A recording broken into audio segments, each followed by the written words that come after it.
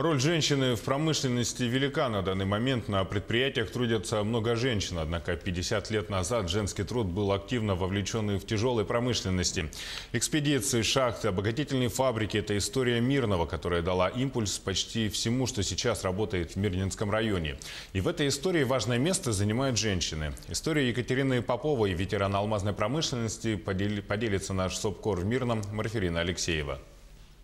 Екатерина Егоровна и Алексей Яковлевич – ветераны алмазодобывающей промышленности. В 1958 году с одним чемоданом и годовалым сыном на руках на попутной машине приехали в Мирный села Крестях Сунтарского района. 64 года счастливой семейной жизни, и большую ее часть супруги трудились в алмазной отрасли. Семья прошла все этапы становления Мирного как столицы алмазного края. Проживали в палаточном городке, работали рабочими в разных фабриках.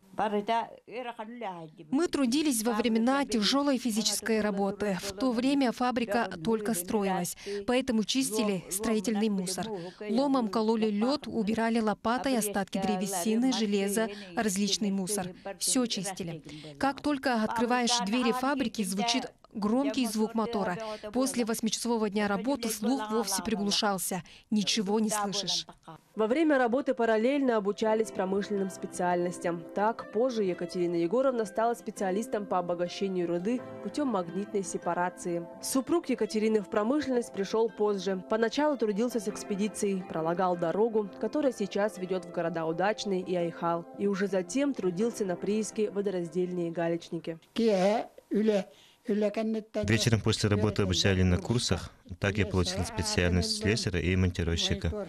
Затем путем знакомства и общения с разными людьми договорился о работе на галечном карьере. Вот там настоящая работа.